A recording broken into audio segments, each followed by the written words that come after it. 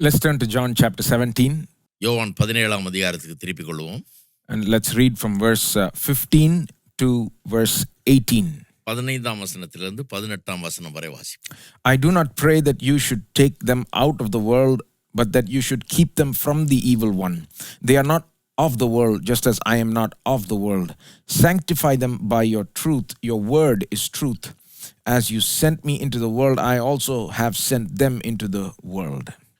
நீர் அவர்களை உலகத்திலிருந்து எடுத்துக்கொள்ளும்படி நான் வேண்டிக் கொள்ளாமல் நீர் அவர்களை தீமை நின்று காக்கும்படி வேண்டிக் கொள்ளுகிறேன். நான் உலகத்தான் அல்லாதது போல அவர்களும் உலகத்தார் அல்ல. உம்முடைய சத்தியத்தினாலே அவர்களை பரிசுத்தமாக்கும். உம்முடைய வசனமே சத்தியம். நீர் என்னை உலகத்தில் அனுப்பினது போல நானும் அவர்களை உலகத்தில் அனுப்புகிறேன். Last week, we began talking about how holiness and mission must go together. போன வாரத்திலே பரிசுத்தமும் ஊழிய பணியும் ரெண்டும் இணைந்தே இருக்க வேண்டும் என்பதை குறித்து பேசினேன். Both should be given equal importance. இரண்டிற்கும் ஒரே விதமான முக்கியத்துவத்தை நாம் அளிக்க வேண்டும். Neither one should be neglected. அதில் ஒன்றை அலட்சியப்படுத்தி இன்னொன்றை மேன்மைப்படுத்தக்கூடாது. And both ought to work together in the life of a Christian. ஒரு கிறிஸ்தவனுடைய வாழ்க்கையில் இரண்டும் காணப்பட வேண்டும், இரண்டும் ஒன்றாய் சேர்ந்து செயல்பட வேண்டும். That's why I read these verses from verse 15 to 18, because you have both here. You have holiness, you also have mission. ஆகவே தான் 15ஆம் வசனத்திலிருந்து இன்றைக்கு வாசித்தேன். ஏனென்றால் அப்படி வாசிக்கும்போது அங்கே ரெண்டும் இருக்கிறது, பரிசுத்தமும் இருக்கிறது, ஊழிய பணியும் அங்கே இருக்கிறது. But sometimes it looks like there is a tension between holiness and mission. ஆனால் சில நேரத்தில் இந்த ரெண்டுத்துக்கு இடையே இழுபறி இருக்கிறது போல தெரிகிறது. It looks like in order to be holy, we can't get too close to the world or the people in the world, because we need to separate ourselves from the ways of the world. இழுபறி என்றால் எந்த விதத்தில்? உலகத்தாரோடு நாம் ஒன்றும் வைத்து கொள்ள முடியாது என்பது போல தெரிகிறது. ஏன்னா பரிசுத்தத்தை காப்பாற்றிக்கணும்னா, பரிசுத்தத்துக்கு முக்கியத்துவம் கொடுக்கணும்னா உலகத்தாரோட நாம் எதுவும் வைத்து கொள்ள முடியாது என்பது போல இருக்கிறது. On the other hand, it looks like in order to do mission well, in order to reach people in the world for Jesus, we may end up compromising on our holiness, because you'll end up getting close to people in the world, you know. ஆனால் சுவிசேஷ பணியை செய்ய வேண்டும் என்று சொன்னால், ஊழிய பணியை செய்ய வேண்டும் என்று சொன்னால் உலகத்தார்கிட்ட நெருங்க வேண்டியது அவசியமாக இருக்கிறது. It looks like there is a tension.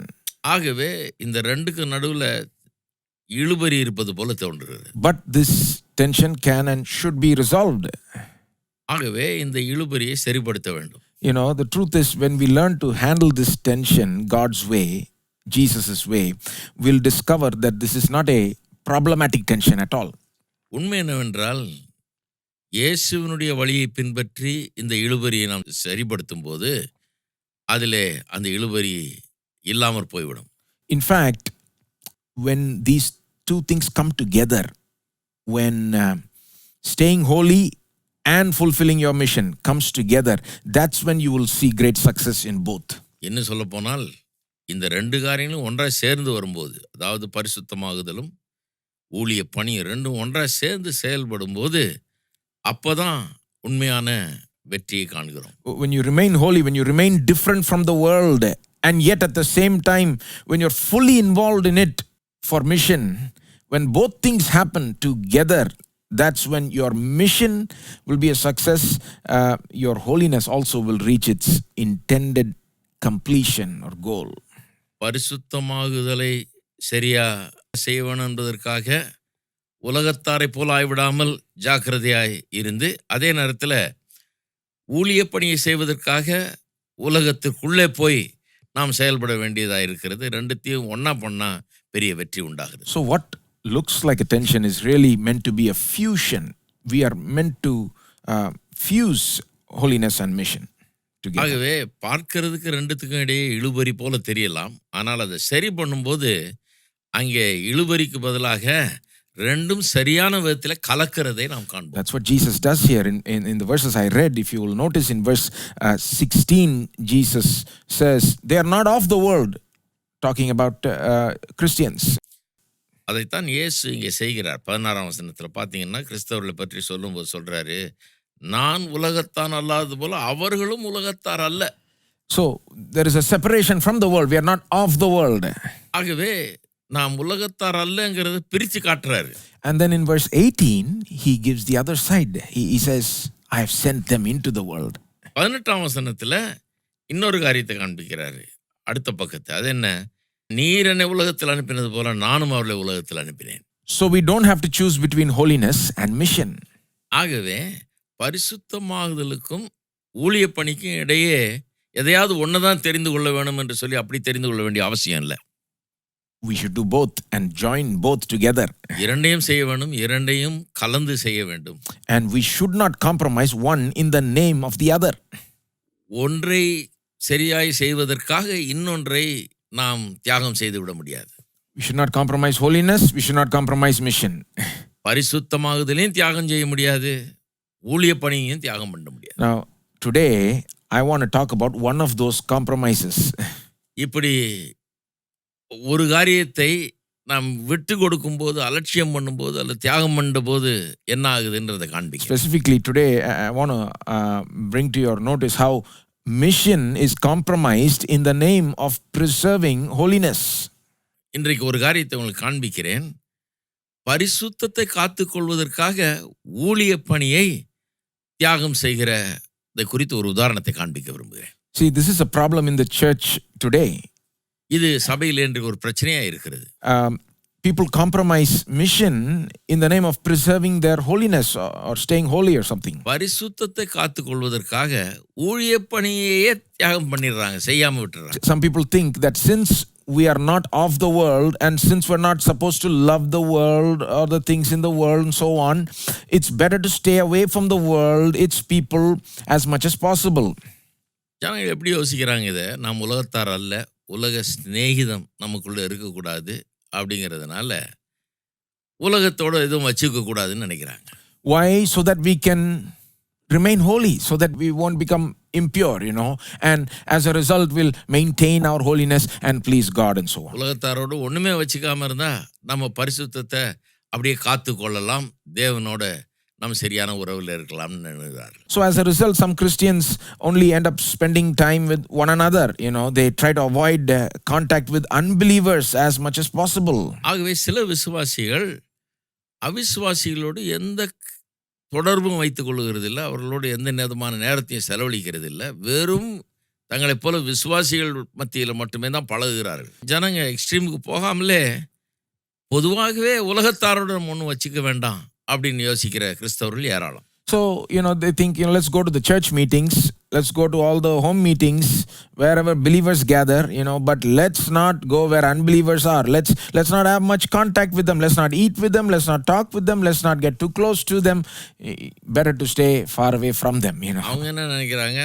சபை கூட்டங்களுக்கு போவோம், பிறகு வீடுகளில் நடக்கிற ஜப கூட்டங்களுக்கு போவோம், மற்றபடி உலகத்தாரோடு கலக்கிற காரியங்கள் வரும்போது அவர்களோடு போகிறது, சாப்பிட்றது, நிகழ்ச்சிகளில் கலந்து கொள்வது, இதெல்லாம் நாம் கூடிய மட்டுக்கு தவிர்த்து விடுவோம்னு நினைக்கிறாங்க. So the result of it is mission is neglected, see. அதன் விளைவாக ஊழிய பணி செய்ய முடியாமல் போயிடுது. As it is, there are already other reasons why mission is being neglected. ஏற்கனவே பல்வேறு காரணங்களால் ஊழிய பணி செய்ய முடியாத முடங்கி கிடக்கிறது. For example, our selfishness sometimes. சில நேரத்தில் நம்முடைய சுயநலம் அது காரணமா இருக்கு. Right? We care more about us than others and even those who are lost sometimes. மற்றவர்களை காட்டிலும், அதாவது ஆண்டவர் அறியாத மக்கள் அவர்கள் அறியாமல் இருக்கிறாங்களே என்ற அதை எண்ணுகிறத காட்டிலும் நம்ம பற்றி அதிகமாக நினைக்கிறோம். Sometimes it's because of our laziness. சில நேரத்தில் நம்முடைய சோம்பேறித்தனம். Sometimes it is because of simple human fear of getting close to people who are different from us, who believe different, think different and so on. சில நேரத்தில் நம்மை காட்டிலும் வித்தியாசமாக சிந்திக்கிறவர்கள், வித்தியாசமான பழக்க வழக்கங்களை உடையவர்களோடு பழகுவதற்கு நம்ம ரொம்ப யோசிக்கிறோம். But at least those other reasons are very honest reasons. ஆனால் அந்த காரணங்களாவது கொஞ்சம் நியாயப்படுத்தக்கூடிய காரணங்கள். But this reason, that is neglecting mission in the name of preserving holiness, is a very deceptive one.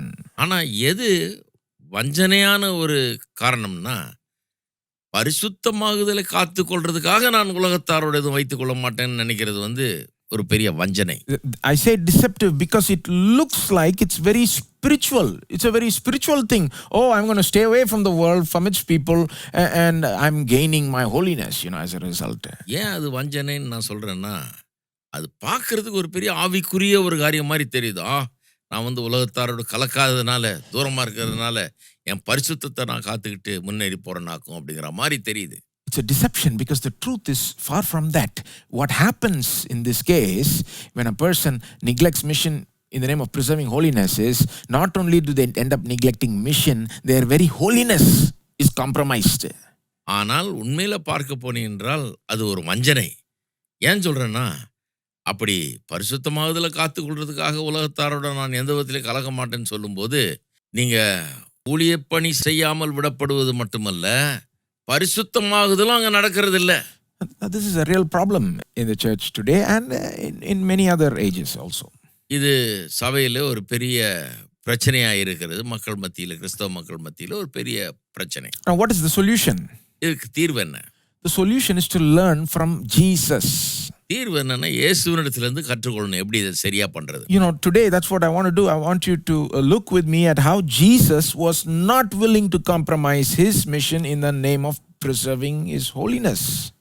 பாருங்கள், இயேசுவை பார்த்தீர்கள் என்று சொன்னால், பரிசுத்தத்தை காத்துக்கொள்வதற்காக ஊழிய பணியை அவர் ஒருபோதும் அலட்சியம் பண்ணது கிடையாது. See, Jesus had to deal with this problem every day almost. இயேசு இந்த பிரச்சனையை ஒவ்வொரு நாளும் கையாள வேண்டியதா இருந்தது. Every day in his ministry, he was trying to reach out to people who were sinners, who were ungodly, who were lost, who were far from God, ஒவ்வொரு நாளும் பாவிகள், அக்கிரமக்காரர்கள், தேவனை விட்டு ரொம்ப தூரமாய் இருக்கிற வித்தியாசமான மக்களை அவர் சந்தித்து அவர்கள் மத்தியிலே காரியங்களை செய்ய வேண்டியதா இருந்தது. But every day he faced resistance. ஒவ்வொரு நாளும் எதிர்ப்பை அவர் சந்தித்தார். From who? யாரிடத்திலிருந்து? Not just from the devil, பிசாசினிடத்திலிருந்து மட்டும் இல்ல, but from elite spiritual leaders of the day. ஆவிக்குரிய பெரிய பரிசுத்தவான்கள் என்று சொல்லப்படுகிறவர்கள் மத்தியிலிருந்து எதிர்ப்பை சந்தித்தார். I'm thinking of the Pharisees mainly. குறிப்பாக பரிசேயரை குறித்து தான் நான் மனசில் வச்சிட்டு சொல்றேன். Also the scribes and so on, but I'll just use the term Pharisees, mainly focus on them today. பரிசேயர், வேதபாரகர், அப்படிப்பட்ட தலைவர்கள். ஆனா பரிசேயரை மெயினா சொல்றேன். These were the main religious leaders of the day. அவர்கள் தான் அன்றைக்கு மத தலைவர்கள், முக்கியமான மத தலைவர்கள். And the Jews looked up to them for guidance in spiritual matters. ஆவிக்குரிய காரியங்களிலே யூத மக்கள் எல்லாம் அவர்களை தான் நோக்கி பார்த்தார்கள். They had a serious problem with Jesus. அவர்களுக்கு இயேசுவின் பேர்ல ஒரு பெரிய குறை இருந்தது. One of their problems with Jesus was he was getting too close to sinners. இயேசுவின் பேர்ல இருந்த குறை என்ன, அவர்களுக்கு பாவிகளோடு ரொம்ப நெருங்கி பழகுகிறார்ங்கிறது தான். So today I want you to look at this tension between Jesus and the Pharisees, this conflict, and also the differences between their approaches. Jesus' approach, the Pharisees' approach. ஆகவே இன்றைக்கு இயேசுவுக்கும் பரிசேயர்களுக்கும் இருந்த அந்த இழுபறி, அவர்கள் இருவருக்கிடையே இருந்த இழுபறி, இந்த இருவருடைய அணுகுமுறை, இயேசுவினுடைய அணுகுமுறையும் பரிசேயருடைய அணுகுமுறையும் என்னங்கிறத பார்க்க விரும்புகிறேன். If you study this carefully, I believe you'll see that there is a lot of similarity between today's world and Jesus' world.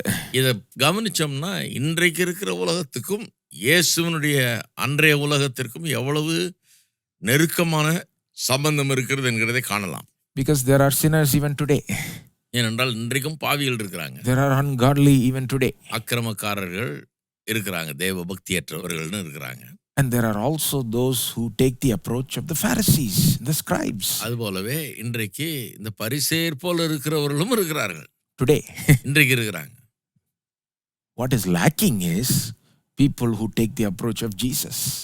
ஆனா யார் அதிகமா இல்லைன்னா இயேசுவினுடைய அந்த மாதிரியை பின்பற்றுகிறவர்கள் தான் இல்லை. And Jesus is the perfect example of how to combine holiness and mission, right? இயேசுதான் இந்த பரிசுத்தமாகுதலையும் ஊழிய பணியை அப்படி கலந்து செய்வது என்பதற்கு சரியான முன்மாதிரியாய் இருக்கிறார். Because he was absolutely holy, right? There's not a spot or wrinkle in him.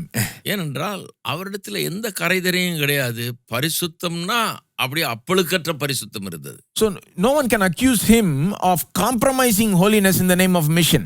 ஆகவே யாருமே ஊழிய பணிக்காக அவர் பரிசுத்தமாகுதலை விட்டு கொடுத்துட்டாருன்னு சொல்ல முடியாது. அவர் எந்த குறையும் பரிசுத்தமாகுதல்ல சொல்ல முடியாது அவர்கிட்ட. That's why I want you to look at him today. ஆகவே தான் அவரை நாம் நோக்கி பார்க்க வேண்டியதா இருக்கு. So I want to show you that mission need not be compromised in the name of preserving holiness by pointing you to Jesus.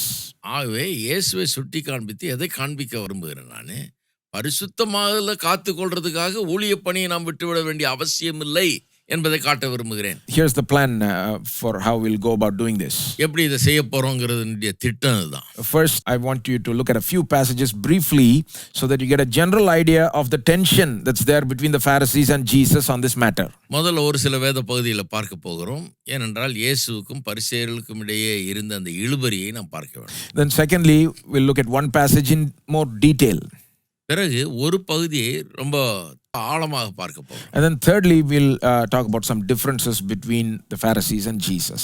மூன்றாவதாக இயேசுவுக்கும் பரிசேயர்களுக்கும் இருந்த வித்தியாசம் என்னங்கிறத சில காரியங்களை சுட்டி காண்பிக்கும். So first, let's look at this tension between Jesus and the Pharisees on the matter of, getting too close to sinners.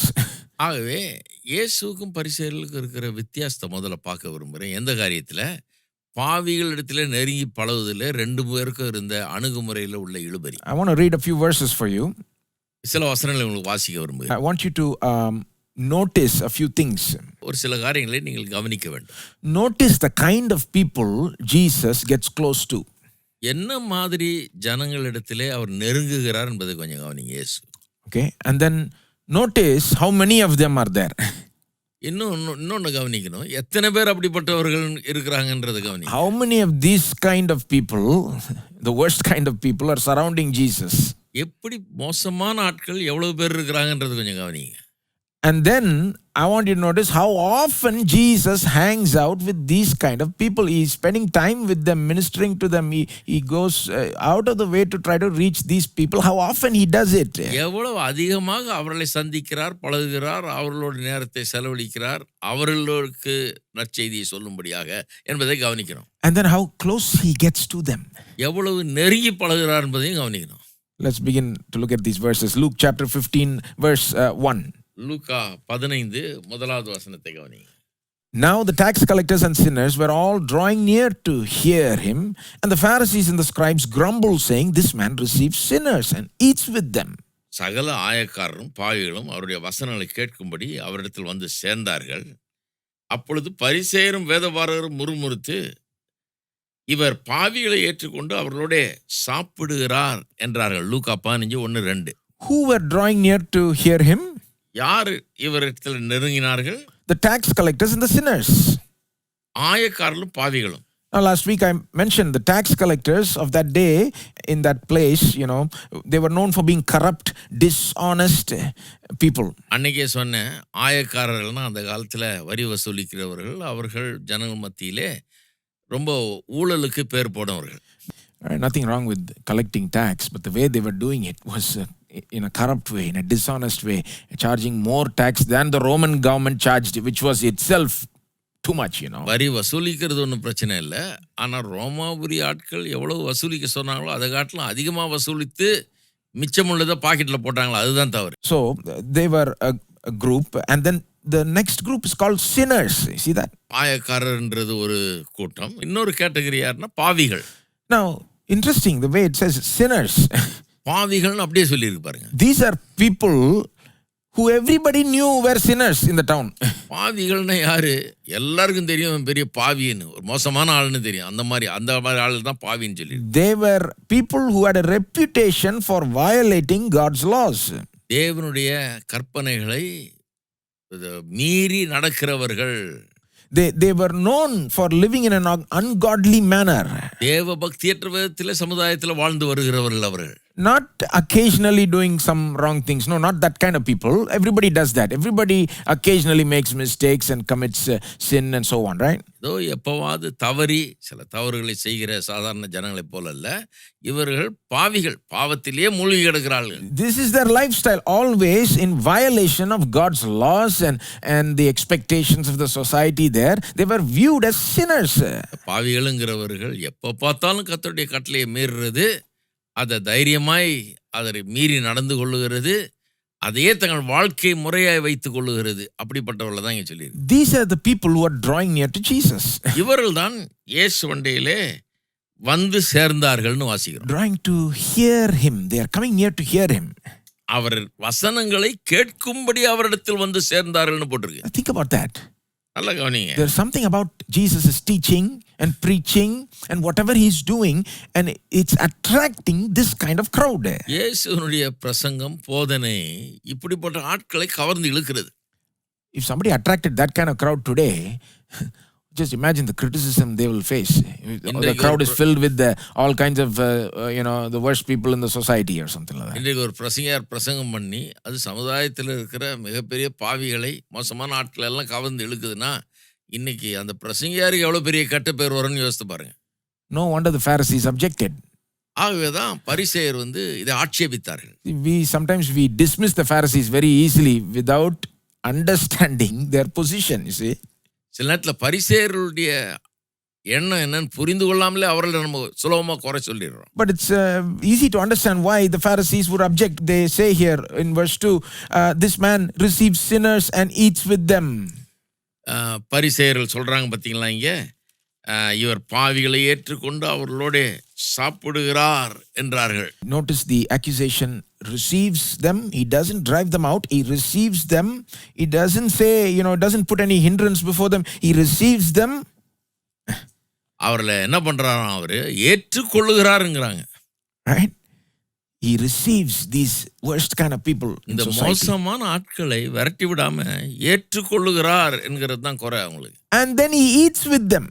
ஏற்றுக்கொள்றாருன்றது மட்டும் இல்ல, அவரோடு சாப்பிட வேற செய்கிறார். This is not just something that happened, one time somewhere with Jesus. No, look at Mark 2:15. இது எங்கேயோ ஒரு தடவை எப்போ நடந்த ஒன்றல்ல. இன்னொரு வசனத்தை பாருங்க. Mark 2:15. Mark 2:5. Here Jesus is in the house of a tax collector. இங்கே இயேசு ஒரு வரி வசூலிக்கிறவனுடைய வீட்டிலே இருக்கிறார். Matthew, his own, who became his disciple later on. மத்தேயு என்கிறவன் பிறகு அவருடைய சீஷரானவன். So it's bad enough that he's in his house eating there, but see what happens there in verse 15. And as he reclined at table in his house, many tax collectors and sinners were reclining with Jesus and his disciples, for there were many who followed him. அங்கே போனதே தப்பு, போய் உட்காந்து சாப்பிட்டதே தப்பு. ஆனால் என்ன நடக்குதுன்னு பாருங்க. அப்பொழுது அவனுடைய வீட்டிலே அவர் போஜன பந்தி இருக்கையில் அநேக ஆயக்காரரும் பாவிகளும் அவரோடு கூட வந்திருந்தபடியால் அவர்களும் இயேசுவோடும் அவர் சீஷரோடும் கூட பந்தி இருந்தார்கள். Many of the tax collectors and sinners, that's what it says. அங்கே என்ன சொல்லியிருக்குது, அநேக ஆயக்காரர்களும் பாவிகளும் என்று சொல்லியிருக்குது. Not just Matthew, not just a few stray people here and there, not just a few, many of them. ஏதோ மத்தேயும் இன்னும் ஒரு சிலரும் அப்படின்னு சொல்லல, அநேக ஆயக்காரர்கள் அநேக பாவிகள். What were they doing? அவங்கெல்லாம் என்ன பண்றாங்க? They were reclining, it seems. அவர்கள் எல்லாரும் அங்கே போஜன பந்தி இருந்தார்கள். Right, literally that's what it says, reclining. That is the way they ate in formal meal type settings, is not at the table like how we would eat, They would recline on a type of a couch or a sofa type of thing and eat like that and just talk and spend time. போஜன பந்தி இருக்கிறதுனா ஆங்கிலத்தில் ரிக்ளைனிங்னு போட்டிருக்குது. ஏனென்றால் அவர்களுடைய கலாச்சாரத்தின்படி நம்மள மாதிரி உட்காந்து டேபிளில் உட்காந்து சாப்பிட்றவங்கள நல்லா உட்காந்து கொஞ்சம் சாஞ்சிக்கிட்டு இளைப்பாரி அந்த மாதிரி ரொம்ப ரிலாக்ஸ்டாக உட்காந்து அப்படி சாப்பிட்றாங்க. Just picture the setting. There's a lot of people sitting around a table comfortably reclining, and most of them are tax collectors and sinners, and right there in the middle is Jesus. ஆகவே போஜன பந்தி இருக்கிறாங்க, எல்லாம் சாஞ்சிக்கிட்டு உட்காந்துக்கிட்டு ரொம்ப சௌகரியமாக இருக்கிறாங்க. இதில் அநேகர் ஆயக்காரர்களும் பாவிகளும் இருக்கிறாங்க. அவர்கள் மத்தியில் இயேசுவும் சீஷரும் They're talking and eating and spending time. பேசுகிறாங்க, சாப்பிட்றாங்க, நேரத்தை செலவழிக்கிறாங்க. Jesus is like the leader because they're all following him. He's probably doing most of the talking there. இயேசு தான் அவர்களுக்கெல்லாம் தலைவர் மாதிரி அங்கே இருந்துக்கிட்டு அவர்களுக்கு அவர் தான் நிறைய பேசியிருப்பாருன்னு நினைக்கிறேன். Can you see how that scene could be mistaken so easily? அதை கண்டவர்கள், அந்த காட்சியை பார்த்தவர்கள் அதை குறித்து என்ன எண்ணியிருப்பார்கள் என்பதை கொஞ்சம் யோசித்து பாருங்க. The next verse we read, verse 16, the scribes of the Pharisees, when they saw that he was eating with sinners and tax collectors, they said to his disciples, why does he eat with tax collectors and sinners? இந்த காட்சியை எவ்வளவு தவறாக அவர்கள் எடுத்துக்கொள்ள முடியும் சுலபமாக என்பதற்கு அடுத்த வசனம் அடையாளம். அவர் ஆயக்காரரோடும் பாவிகளோடும் போஜனம் பண்ணுகிறதை வேதபாரகரும் பரிசேயரும் கண்டு அவருடைய சீஷரை நோக்கி அவர் ஆயக்காரரோடும் பாவிகளோடும் போஜனம் பண்ணுகிறது என்னவென்று கேட்டார்கள். This doesn't look like a very godly fellowship, table fellowship meal, you know. இது ரொம்ப பரிசுத்தமானவர்களுடைய கூடுகை மாதிரி தெரியலையே அப்படின்றாங்க. You look at this crowd, it's not a Christian looking crowd. It's a pretty bad looking crowd, you know. Except for Jesus, most of the others are known for their sin in the society. இது நல்ல கிறிஸ்தவ விசுவாசிகள் கூடி வரும் அப்படிப்பட்ட ஒரு ஐக்கியம் இல்லைங்கிறது போல தெரியுது. இயேசுவும் அவரோடு கூட இருந்த சில சீஷர்களும் தவிர மீதி பேரெல்லாம் பாவிகளும் ஆயக்காரரும் மோசமான ஆட்கள் சமுதாயத்திலே. No wonder these scribes and Pharisees had a problem. Why is he eating with them? ஆகவே பரிசேயரும் வேதபாரகரும் அவர்களுக்கு அது ஒரு பெரிய பிரச்சனையா இருந்தது. ஏன் இவர்களோடு உட்கார்ந்து சாப்பிடுறாருங்கிறது. The eating particularly really upset them. குறிப்பாக உட்கார்ந்து சாப்பிடுறதுங்கிறது ரொம்ப அவங்கள நிலைகுலைய வைத்தது. I mean, they would have forgiven him a little bit if he just preached to them, taught them, guided them. But eating with them, reclining with them, spending this kind of close, eating in those days meant very close fellowship, you see. நாம நினைக்கிற மாதிரி இல்லை பாருங்க. இந்த காலத்தில் சாப்பிட்றதுனா ரொம்ப சரசாரமாக இருக்குது. அந்த காலத்தில் அவர் போய் அவர் மத்தியில் பிரசங்கம் பண்ணி போதனை பண்ணி அதோட விட்டுருந்தாருன்னா இவ்வளோ பெரிய பிரச்சனையாக இருக்காது. சாப்பிட்டது தான் பிரச்சனை. ஏன்னா சாப்பிட்றது எல்லாரோடையும் உட்காந்து சாப்பிட மாட்டாங்க. சாப்பிட்டாங்கனாலே அந்த ஐக்கியம் ரொம்ப நெருக்கமாயிடுச்சுன்னு அர்த்தம். If you invite somebody in those days to eat with you in your home, you are inviting them to a relationship with you. அந்த காலத்தில் ஒருவரை சாப்பாட்டுக்கு விருந்துண்ணும்படி வீட்டுக்கு கூப்பிட்டா அவர்களை வெறும் சாப்பிட்றதுக்கு அழைக்கிற மாதிரி இல்லை, உங்களோடு கூட உறவு வைத்துக் கொள்ளும்படியாக அழைக்கிறீர்கள் என்று அர்த்தமாகி விடுகிறது. If you eat with someone, there is a friendship assumed there. There is an intimacy assumed there. There is a unity assumed there. That was the way the culture operated. ஒருவரோடு உட்கார்ந்து சாப்பிடணும்னு முடிவு பண்ணிட்டீங்கன்னா அவர்களோடு நட்பு வைத்துக்கொள்ள விரும்புகிறீர்கள், அவர்களை ஏற்றுக்கொள்ள விரும்புகிறீர்கள் நீங்கள் அப்படிங்கிற அர்த்தம் உண்டாயிடும். And it was unheard of, unprecedented for a religious leader of the stature of Jesus. I mean, the amazing teaching that he does and the following he has, a person like that to go and eat with and fellowship, have table fellowship in this way with these kind of tax collectors and sinners. இயேசுவை போல ஒரு ரொம்ப மரியாதைக்குரிய ஒரு பிரசங்கியார், போதகர் இப்படி இவ்வளவு மோசமான ஆட்களோட பழகுறது, அவர்களோடு உட்கார்ந்து பந்தி இருக்கிறது, சாஞ்சிக்கிட்டு சாப்பிட்றது, இதெல்லாம் ஏற்றுக்கொள்ள முடியாத ஒன்றாக இருந்தது பரிசேயர்கள். See, that too, Jesus never made a demand that all these sinners, whoever is going to sit down with him in the table, must repent before they sat down at the table. இயேசு பாருங்க, அவங்களெல்லாம் அழைக்க முன்னால் எல்லாம் மனம் திரும்பி நீ ஒழுங்கானினா தான் நான் கூட உட்காந்து சாப்பிடுவேன்னு கண்டிஷன்லாம் போடல. Nowadays they'll put a condition like that, have you repented? Have you left all that? Are you now very holy? Then I'll sit down and eat with you. இன்னைக்கு சிலர் அப்படிலாம் கண்டிஷன் போடுற ஆளுங்க இருக்கிறாங்க. நீ மனம் திரும்பிட்டியா, நீ இயேசுவை ஏற்றுக்கொண்டியா, நீ சரியான ஒழுங்கான ஆளா ஆயிட்டியா, இல்லைனா அவன் கூட உட்காந்து சாப்பிட மாட்டேன் அப்படின்னு சொல்ற ஆளுகள்லாம் இருக்காங்க. Again, picture the scene. See, so often we read the Gospels without really picturing what is happening there, you see. மறுபடியும் பாருங்க, இந்த காட்சியை நல்லா பார்க்கணும். என்ன நடக்குதுங்கிறத பாருங்க, இந்த காட்சியை மனதில் கற்பனை பண்ணி பாருங்க. In this very instance, the context, if you read, he has just finished calling Matthew, the tax collector, or Levi as he's called here, from the tax booth, and he says, "Follow me." And then they go to Matthew's house. So Matthew is probably decided to follow Jesus, but not everybody else. Maybe some are thinking, maybe some they don't know, they want to just see who this Jesus is. We don't see, not everybody has decided to follow Jesus, not everybody has repented in this place, but Jesus still welcomes them, sits with them, eats with them. பாருங்க, என்ன நடக்குது, இந்த காட்சியை புரிந்து கொள்ளணும்னா ஒன்று புரிந்து கொள்ளணும். இப்போதான் மத்தேயுவை சந்தித்தார். அவனை என்னை பின்பற்றி வான்னு ஊழியத்துக்கு அழைக்கிறார். அவருடைய சீஷராக இருக்கும்படி அழைக்கிறார். அவன் முடிவு பண்ணிட்டான் பின்பற்றி போகலான்னு. ஆனால் மற்றவர்கள்லாம் அப்படிப்பட்ட ஆட்கள் கிடையாது. மற்றவர்கள்லாம் இவரை பின்பற்றணும்னு தீர்மானித்தவங்க கிடையாது. அப்படிப்பட்ட சீஷர்களாக இவர் அழைக்கவும் கிடையாது அவர்களை. ஆனால் அவர்கள் எல்லாரும் கூடி வருகிறார்கள். கூடி அங்கே எல்லாரும் போஜன பந்தி இருக்கிறார்கள். I'm sure in the course of the meal, Jesus, who would have been doing the most of the talking, would have shared the gospel with them, the message of the kingdom, and would have invited them to enter into the kingdom, believe in him and so on. But there is no guarantee that everyone believed, everyone repented. Probably everyone did not. நிச்சயமாக நான் நினைக்கிறேன், இயேசு அங்கே அவர்களோடு பேசும்போது தேவனுடைய ராஜ்யத்தை குறித்து பேசியிருப்பார். தேவனுடைய ராஜ்யத்துக்குள்ள வாங்க, விசுவாசிங்க, மனம் திரும்புங்க. அவர் சொல்ற அந்த செய்தியெல்லாம் கண்டிப்பா சொல்லியிருப்பாருன்னு நினைக்கிறேன்.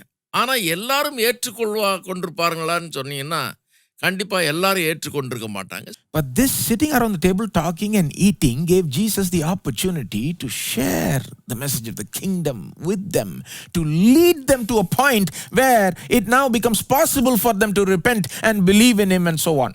ஆனால் இயேசுவை பொறுத்தவரையில் அவர்களோடு போஜனம் பந்தி இருக்கிறது, அவர் எப்படி எண்ணுகிறார் அதை பற்றி, அது ஒரு வாய்ப்பு. எதுக்கு வாய்ப்பு? தேவனுடைய ராஜ்யத்தை பற்றி, மனம் திரும்புதலை பற்றி, இவர்கள் தேவனுடைய ராஜ்யத்தில் பிரவேசிக்கிறதை பற்றிலாம் அவர்களுக்கு சொல்லி அவர்களை வழி நடத்தலாம் என்கிறதுக்கு ஒரு நல்ல வாய்ப்பாக அதை எண்ணி தான் உட்கார்ந்து அவர்களோட நேரத்தை செலவழிக்கிறார். So Jesus did not demand that they repent beforehand. It was after eating with them, talking with them, that he led them to repentance and transformation and salvation. ஆகவே அவர்களோடு உட்கார்றதுக்கு முன்னாடியே, சாப்பிட்றதுக்கு முன்னாடியே, நீ எல்லாம் ஒழுங்கானினா தான் அவங்க கூட உட்காந்து சாப்பிடுவேன்னு ஒரு கண்டிஷன்லாம் போடல. உட்கார்ந்து சாப்பிட்டு அவர்களோடு நேரத்தை செலவழித்த பிறகுதான் அவர் அப்படிப்பட்ட ஒரு காரியத்துக்கு அவர்களை அழைக்கிறார். Jesus himself justifies his position here in verse 17.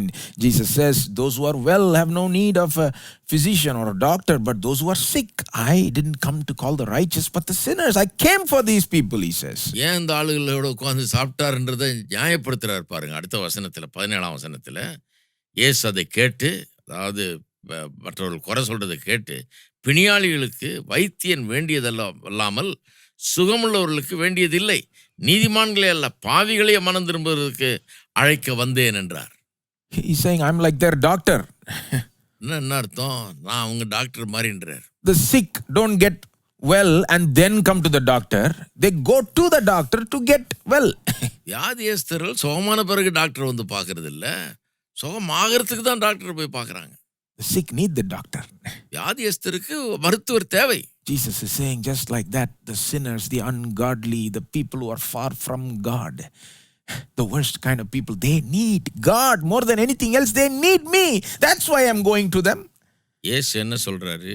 பிணியாளிகள், அதாவது பாவிகள், தேவபக்தியற்றவர்கள், இந்த மோசமான ஆட்கள், அவர்களுக்கு தான் வைத்தியன் தேவை, அவர்களுக்கு தான் நான் அவசியம், அதனால தான் நான் அவர்களோட உட்கார்ந்து சாப்பிட்றேங்கிற மாதிரி சொல்றாரு. Jesus thinks in this way, I have to make a real connection with them. I have to show them my love like a doctor would, right? ஒரு மருத்துவர் எப்படி அவர்களுக்கு அன்பு காட்டி அவருடைய காரியங்களை கேட்டு விசாரித்து அவர்களுக்கு குணமாகிறதுக்கு எல்லாம் செய்கிறான், அதுபோல தானும் செய்ய வேணும் என்று தான் அப்படிதான் அவர் பேசுகிறார் அதை பற்றி. In fact, much more than a doctor. இன்னும் கேட்டா மருத்துவர் செய்யறதை காட்டிலும் அதிகமாக இவர் செய்யணும். Because this has to do with their spiritual well-being. ஏனென்றால் இது அவருடைய ஆவிக்குரிய நலனை குறித்த காரியம். I hope you can see how much Jesus is involved in this mission. He goes out of the way, he encourages this. He eats freely with them so that he can save them. ஆகவே இயேசு அவர்களோடு எவ்வளவு நெருங்கி பழகுகிறார், எவ்வளவு தூரம் செல்லுகிறார் என்பதை கவனிக்க வேணும். நல்லா பழகுகிறாரு, எப்படியாவது அவர்களை இந்த ரட்சிப்புக்குள்ள நடத்த வேணும் என்கிற ஒரு நோக்கத்தோடு தான் அதை செய்கிறார். And this happened so much that Jesus had a title, people referred to Jesus as the friend of tax collectors and sinners. இது எப்போ ஒரு நாள் நடக்கிறது இல்ல, அடிக்கடி நடந்திருக்குது. ஆகவே ஒரு பேரை வச்சுட்டாங்க, அவர் ஆயக்காரருக்கும் பாவிகளுக்கும் சிநேகிதர் என்று அப்படியே பேர் வச்சுட்டாங்க. Look at Luke chapter 7 verse 34. லூக்கா 7:34 வசனத்தை பாருங்க. Look at the reputation Jesus has. இயேசுவினுடைய அங்க பேரை பாருங்க. Jesus himself is speaking here. He's comparing himself with the style of John the Baptist, the way John the Baptist did ministry versus the way he did ministry. இயேசுவே தன்னை பற்றி பேசுறாரு. யோவான் ஸ்நானகன் எப்படி ஊழியம் செஞ்சான், தான் எப்படி ஊழியம் செஞ்சாருன்றதை பற்றி பேசுறாரு. Both had very different styles.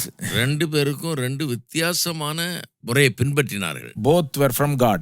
ரெண்டுமே தேவனுடைய முறைதான். And both were rejected by the religious leaders of the day.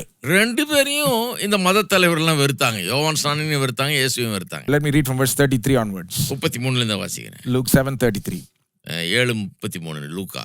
For John the Baptist has come eating no bread and drinking no wine, and you say he has a demon. எப்படியெனில் யோவான் ஸ்நானகன் அப்பம் புசியாதவனும் திராட்சரசம் குடியாதவனுமாய் வந்தான், அதற்கு நீங்கள் அவன் பிசாசு பிடித்திருக்கிறவன் என்றீர்கள். John the Baptist was the most rugged, extreme guy, you can think of. He was out in the wilderness and he was eating locusts and wild honey, and, he's a very rugged person. So rugged that it was too much for even the Pharisees and the scribes. They said, "You have a demon." யோவான் ஸ்நானகன் வந்து பார்க்கறதுக்கு ரொம்ப விகற்பமான ஒரு ஆளா தெரிஞ்சார் அவங்களுக்கு. ஏன்னா, சும்மா வனாந்தரத்துல இருந்துகிட்டு, அ கண்டதையும் தின்னுகிட்டு, இப்படி உடையும் வித்தியாசமா இருக்குது, எல்லாமே வித்தியாசமா இருக்குது, அவர் பழக்கவழக்கங்கள்லாம் வித்தியாசமா இருக்குது. அப்படி இருந்த ஆளு. ஆகவே அவர பார்த்து, "உனக்கு பிசாசு பிடிச்சிருக்குன்னாங்க" அவங்க. Now, Jesus, on the other hand, look how Jesus talks about himself here. Verse 34, "The Son of Man has come eating and drinking." He's saying, "I'm not like John the Baptist. I go to all these feasts and functions and eat with these tax collectors and sinners. I eat with them, I drink with them, and so on. I spend time with them. I'm not like John the Baptist in that way." இயேசு யோவான் ஸ்நானனுக்கு நேர் எதிர். ஏன்னா, இவர் வந்து போஜனம் பண்ணுகிறவராய் வந்தார். சாப்பிடாதவரா இல்ல, காட்டுல இருக்கவரா இல்ல, போஜனம் பண்ணுகிறவராய்.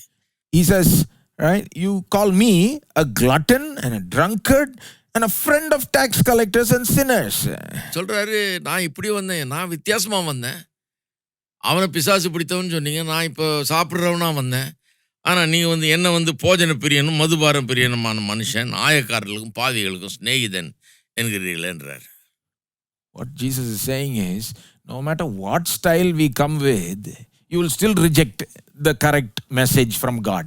என்ன சொல்றாரு, நாங்க எப்படி வந்தாலும், யோவான் ஸ்நானன் மாதிரி வந்தாலும் சரி, அல்லது என்ன மாதிரி வந்தாலும் சரி, ரெண்டுத்தையுமே நீங்க வெறுப்பீங்க, ரெண்டுத்தையுமே நீங்க எதிர்ப்பீங்கன்றார்.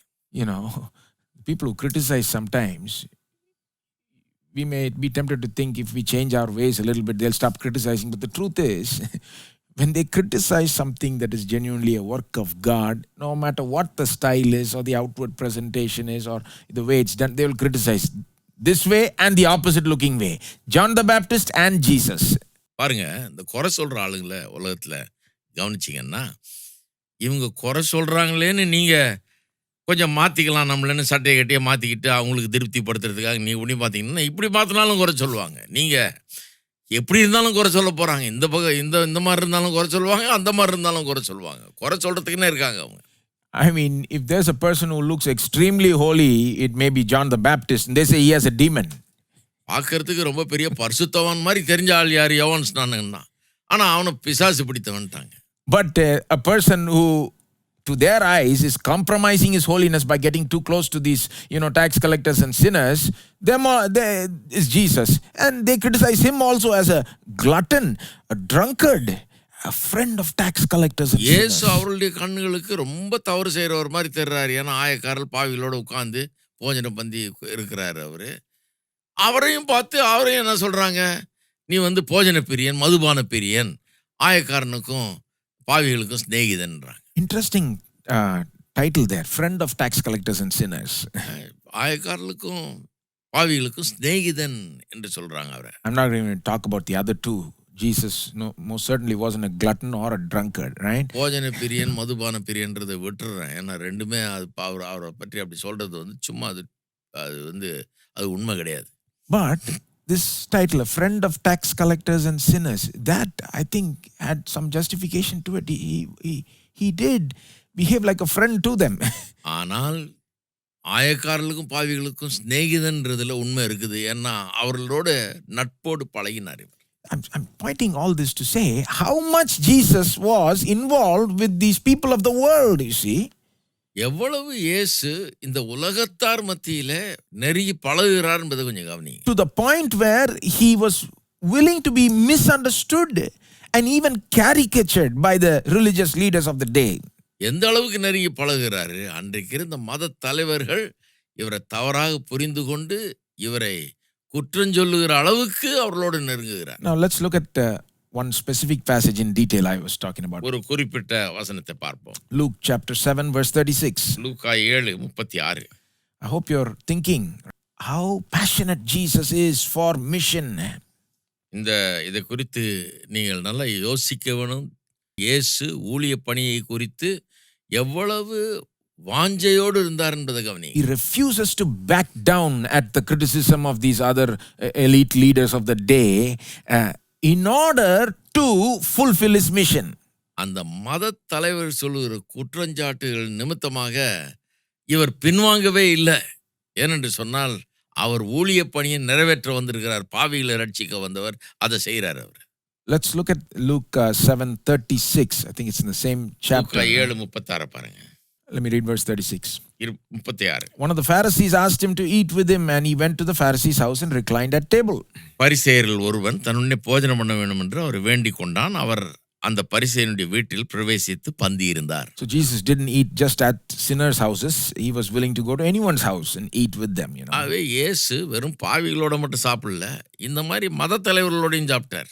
In Luke, actually, there are 3 instances where he goes to Pharisees' houses. லூக்காவில் 3 சம்பவங்கள் அப்படி இருக்குது, பரிசேயர் வீட்டுக்கு போய் சாப்பிடுறது. But let's look at what happens here. அப்ப என்ன நடக்குதுன்னு பாருங்க. Verse 37.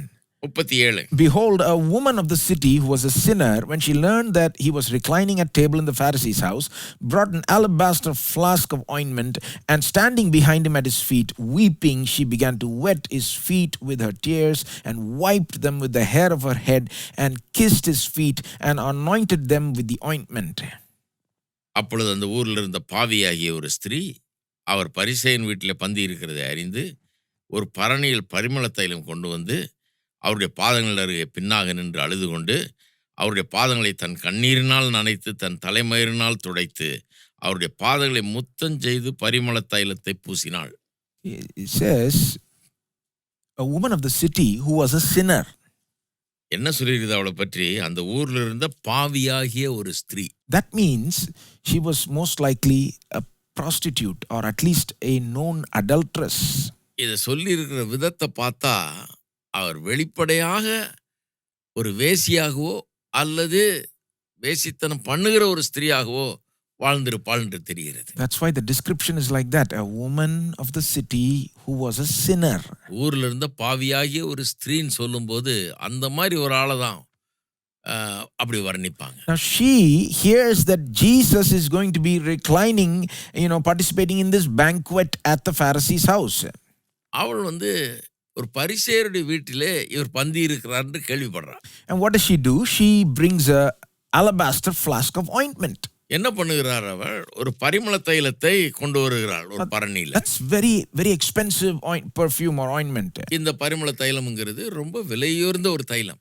It is a wonder that she even owned something like that. அப்படிப்பட்ட ஒரு தைலத்தை அவள் வச்சிருந்தான்றதே பெரிய காரியம். Because most likely she wasn't very rich, ஏனென்றால் ஒருவேளை அவள் பெரிய பணக்காரியா இருந்திருக்க மாட்டார். So this was very valuable to her. It meant a lot to her. ஆகவே இது அவ வச்சிருந்தான்னா அவளுக்கு ரொம்ப விலையேற பெற்றதா அது இருந்திருக்க வேண்டும். And it's clear that she brought it to this house to anoint Jesus. அந்த வீட்டுக்குள்ளே கொண்டு வந்து அவர் மீது பூசி அவரை அபிஷேகம் பண்ண வேண்டும் என்று வந்தாள். Meaning, in those days, one of the ways to honor someone was to pour some oil on their head, or, that was a manner of honoring someone. அந்த காலத்திலே ஒருவரை கனம் பண்ண வேண்டும் என்றால் இப்படி பட்ட விலையுயர்ந்த காரியத்தை கொண்டாந்து பரிமள தைலம் மாதிரி ஒன்று கொண்டு வந்து அவருடைய தலையிலே ஊற்றி இப்படி இந்த விதத்தில் கனம் பண்ணுவார்கள். And it looks like, from what's happened here, it looks like this woman already knew about Jesus in some way. She's already heard about him, maybe even experienced his ministry in some way. ஆகவே இந்த பெண் ஏற்கனவே இயேசுவை குறித்து கொஞ்சம் அறிந்திருப்பாள் போல் தெரிகிறது. அவருடைய ஊழியத்தின் மூலமாக ஏதோ ஒரு விதத்தில் பயன் பெற்றிருப்பாள் என்று தெரிகிறது. Otherwise, why else would she bring a very expensive ointment to use? இல்லைன்னா எதுக்கு அவ்வளோ விலையுயர்ந்த ஒரு பரிமள தைலத்தை கொண்டு வந்து இவர் மேலே ஊற்றி அப்படியெல்லாம் செய்யணும்னு யோசிக்கணும். Perhaps she has benefited, been healed by Jesus, and out of her gratitude she's bringing this. We don't know. ஏதோ ஒரு விதத்தில் அவர் பயனடைந்திருக்கிறார். அவருடைய ஊழியத்தின் மூலமாக ஒருவேளை சுகமடைந்திருக்கலாம், ஏதோ நடந்திருக்கலாம் அவளுக்கு. So she comes there and she's standing behind him at his feet. அவள் அவருக்கு பின்னாக நின்று கொண்டாளாம். You need to understand something about the scene here. In those days, in this kind of banquet, a formal banquet like this, their feet were not under the table.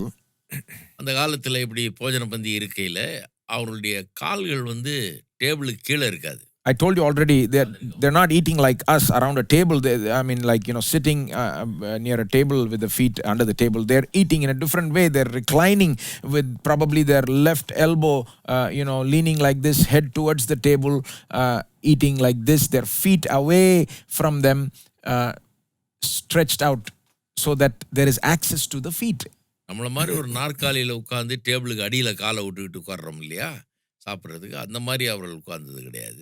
அந்த காலத்தில் எப்படி உட்கார்ந்தாங்கன்னா, கையை தரையில் ஊனிக்கிட்டு, ஒரு மெத்தையில் ஊனிக்கிட்டு, காலை இப்படி இந்த பக்கம் நீட்டிக்கிட்டு, முன்னால் இருக்கிற அந்த சின்ன டேபிளில் வைக்கப்பட்டதை சாப்பிட்றது. And the sandals would have been removed. The sandals on the feet would have been removed. அந்த செருப்பெல்லாம் கழட்டி போட்டு வந்திருப்பாங்க. And another thing you have to know is, in this kind of formal banquet in those days, in that culture, there would have been a lot of outside people walking in and out, seeing what's happening, even coming so close enough to the table to hear the conversation and so on. இப்படி விருந்தாளிகள் வந்து ஒரு வீட்டில் பந்தி இருக்கும்போது அந்த காலத்தில் வெளியில் இருக்கவங்கெல்லாம் கூட உள்ளே வந்து என்ன நடக்குதுன்னு வேடிக்கை பார்த்துட்டு இவங்க பேசுகிறதெல்லாம் கேட்டுக்கிட்டு வந்து வர்றதும் போகிறதுமா இருக்கிறதெல்லாம் சகஜமாக நடக்கிற ஒரு காரியம் அந்த காலத்தில். Their culture was different. அவங்களுடைய கலாச்சாரம் அப்படி. So that's how this woman ends up. This woman, very, known as a sinner, probably an immoral woman in that city, right? She ends up in the Pharisee's house because she can walk in and see what's happening and so on. So எல்லாரும் வந்து போகிறது தானே, வந்து போகிற ஒரு சகஜமாக நடக்கிற ஒரு காரியம் தான். அப்படி இவளும் நுழைஞ்சிட்டாங்க. And she's weeping, she's you can see that here. She's weeping standing at the feet of Jesus. அவருடைய பாதங்களுக்கு அருகே பின்னாக நின்று அழுது கொண்டிருந்தாள் என்று பார்க்கிறோம். Probably didn't want to come in the front because a lot of people there knew her, and that would be much more exposure than standing quietly there at the feet. ஏன் பின்னால் நின்றுட்டு இருக்கிறான்னா, முன்னால் வந்து நின்னா அங்கே எல்லாருக்கும் தெரியும் அவள் எவ்வளோ மோசமானவ அந்த ஊரில் அப்படிங்கிறதும் தெரியும். ஆகவே ஒரு அவமான உணர்வு நிமித்தமாக பின்னால் நின்றுட்டு. So she stands there weeping, and the tears fall on Jesus's feet, and his feet becomes wet with her tears. நின்று அழுகிறாளுடைய கண்ணீர் வந்து அவருடைய பாதங்களை நனைக்கிறது. Now that's probably when Jesus noticed her.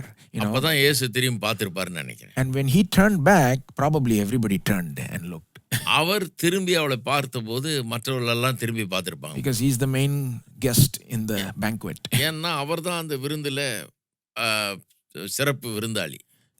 The woman gets overwhelmed with emotion. She realizes, she has wet Jesus' feet with her tears. She doesn't find probably any cloth to dry it with.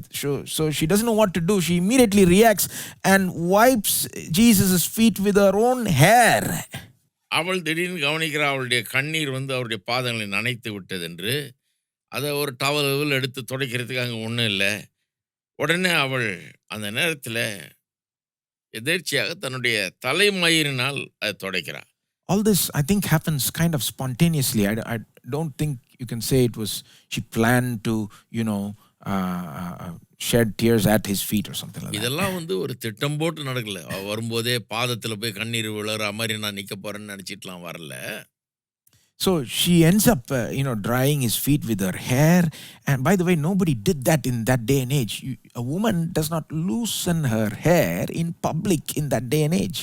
ஆகவே இதெல்லாம் நினச்சி நடந்தது இல்லை, நடக்குது. அவள் அப்படி அவருடைய பாதம் நனைஞ்ச உடனே தலைமயிரினால் துடைக்கிறாள். அப்போ வந்து தலைமயிரை அவுத்து விட்டு விரித்து கொண்டு அதை வச்சு துடைக்கிறாள்.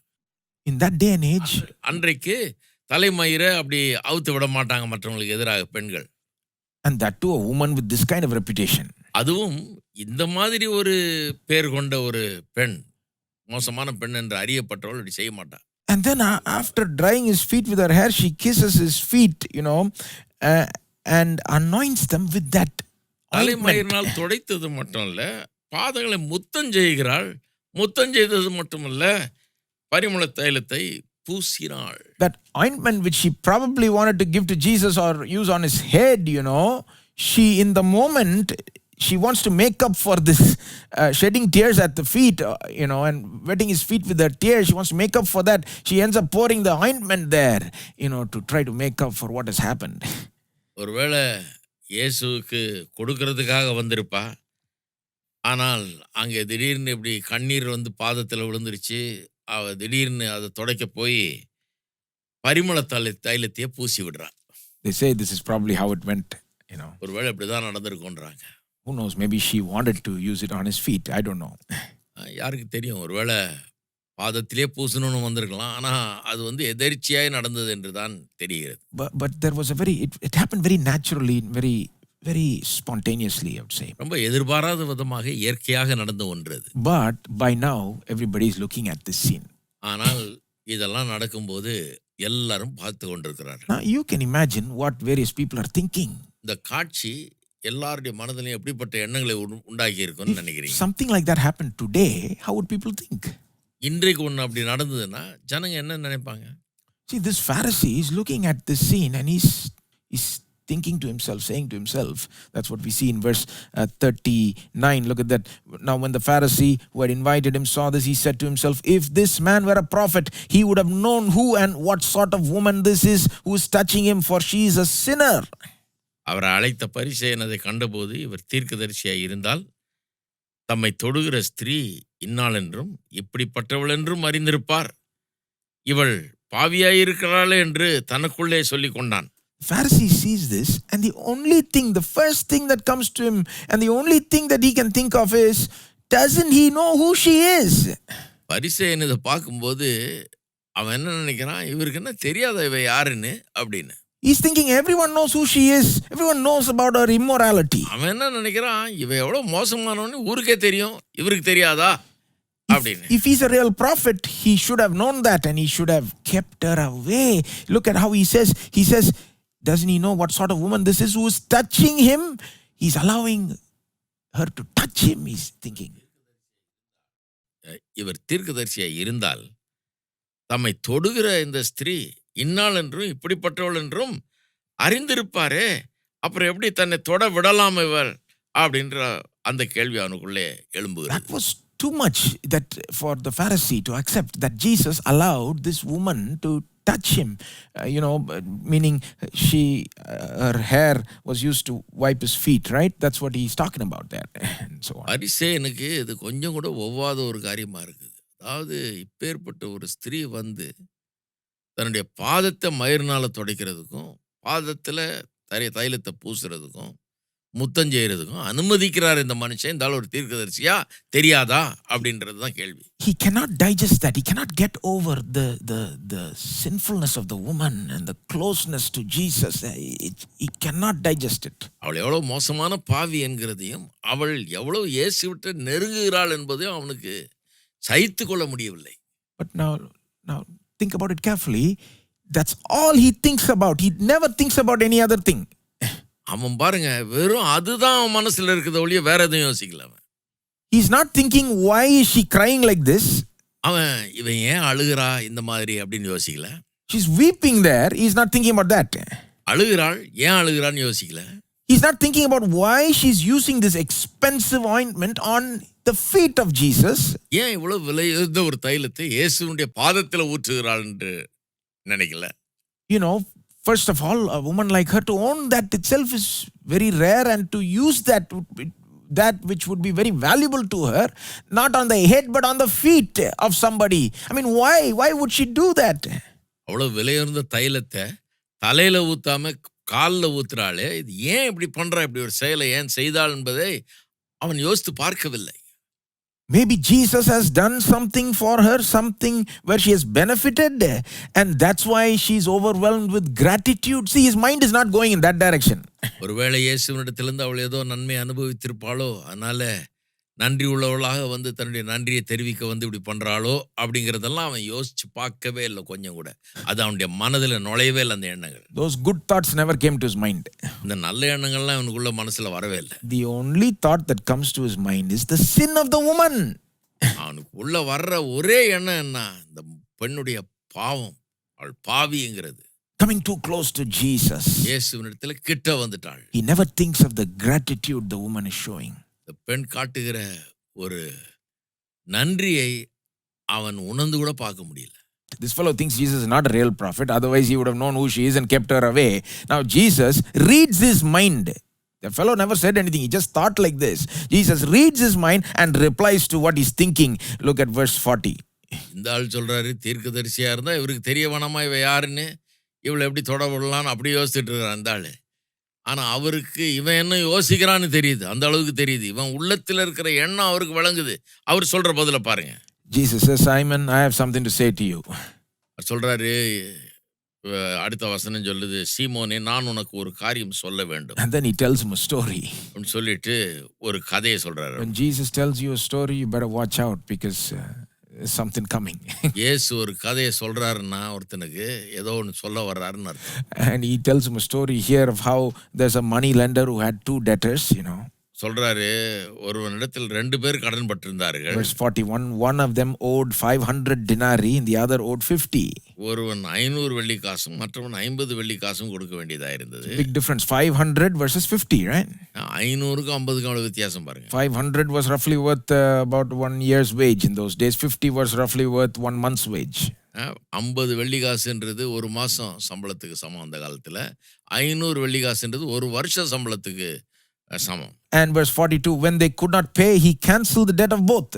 கொடுக்க அவர்களுக்கு நிர்வாகம் இல்லாத இருந்தபோது இருவருக்கும் கடனை மன்னித்து விட்டான்.